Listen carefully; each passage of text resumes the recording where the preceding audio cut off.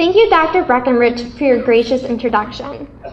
Thank you to Dr. Roth and the President staff, as I am very proud and grateful to receive this award. Each of us has our own story of what brought us to Notre Dame College 3, 4, 5 years ago. Some of us came here to pursue a specific major. Others of us came here because of the financial support the college granted, and some of us came here because of the opportunity to be a student athlete. We all had different reasons for choosing Notre Dame, but we all had common reasons as well. We all wanted a small college that offered personal attention in and out of the classroom. We wanted a diverse student body that would allow us to meet new friends from all over the country and the world. And we all wanted a college experience that would be memorable. Notre Dame presented different challenges for each of us. Some of us had trouble balancing a sport with academics. Some of us changed our major many times, but we were all challenged by the growing pains of the college. Because we were a small college that is expanding, we didn't have every resource available at our fingertips. We had to learn to do what we had and think of innovative and creative ways to work together as a community to improve our college experience. Let me give you an example. My freshman year, I joined the undergraduate student government, whose purpose is to voice the student concerns and initiatives. One of the first projects I took on was to get a spirit rock for our first homecoming in the fall of 2009. After much research, I discovered that the rock we wanted was going to cost over $10,000, which was not possible for our budget. Instead of getting discouraged, I thought outside of the box. It was too expensive to purchase a rock and then move it to campus, but we could build one, and we did. We built our spirit rock on a hot day in September with the help of the Notre Dame community. Our maintenance department, athletic teams, student government members, and my dad. It might have been easy to quit or give up on the project, but we at Notre Dame don't quit because we challenge ourselves to get things done. It's in our culture, it's in our blood, it's in our history. This is why I think it is so significant for me to honor and remember Sister Mary Agnes Bossche's role here at Notre Dame. Sister Mary Agnes was responsible for building and nurturing both academic and student life of the college's early years. Her philosophy of teaching was student-centered. Sister Mary Agnes was inspired by Father Bernard Olgerberg, whose teaching style was revolutionary for his time period. Father Olgerberg believed that it was the faculty's responsibility to design their classes and teaching styles around their students. He also believed that it was the faculty's responsibility to take a student as far as they could. Sister Mary Agnes did not receive wide support for these revolutionary ideas and was forced to leave the college for a short time. But this time away from Notre Dame did not change her aspirations. She never gave up on her values and eventually returned to the college in 1947 and was appointed third president of the college. I believe I have a lot of the same qualities as Sister Mary Agnes.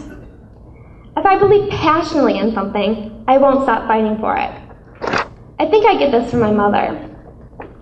When I was little, I was diagnosed with having ADHD and dyslexia. To be successful in school, I had to learn how to fight for my education. I actually chose to come to Notre Dame because of the Academic Support Center and the college's student-centered approach to learning. Sister Mary Agnes laid a foundation for a teaching philosophy that not only accepts students like myself, but advocates for their unique learning styles. Sister Mary Agnes pushed all students to achieve their highest potential, and by doing so, her students believed in themselves. As we graduate today, I think we each need to think about what we're going to fight for in our careers, in our lives, and in our families. Personally, I don't know what my dream job is, but I have an idea of what it could be. Graduating with a double major in accounting and management information systems, I want to work in the area of finance. I want to have a job where I can fight for all human beings. I'm excited about my future and starting graduate school in the fall at John Carroll University to pursue my MBA. I really do believe I can make a difference, and that you can too. We all sit here having persevered and earned a college degree. With this college degree, we must now move forward and use our intellect to make a difference not only for ourselves, but for our community and our world at large. We might be young, but we all have the potential to fight for what we believe in. We have the ability to change our world and make it better for all human beings. We have all witnessed the power that young people possess. Think of some of the greatest innovations we have seen in the past 30 years. Many have been created by young people, just like you and me. Facebook has changed our world. It has opened up our ability to connect with friends, colleagues, and acquaintances all over the world. It was founded by Mark Zuckerberg at the age of 19. eBay has created a worldwide market. It was founded by Pierre Oligarch at the age of 28.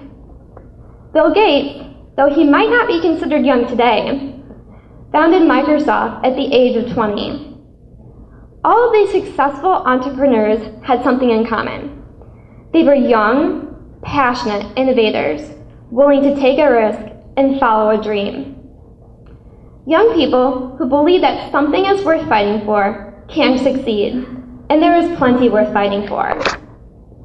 A vision of business that puts people first is worth fighting for.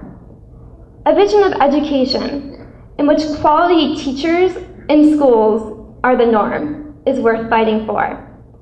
A vision of healthcare served by compassionate and competent nurses and doctors is worth fighting for.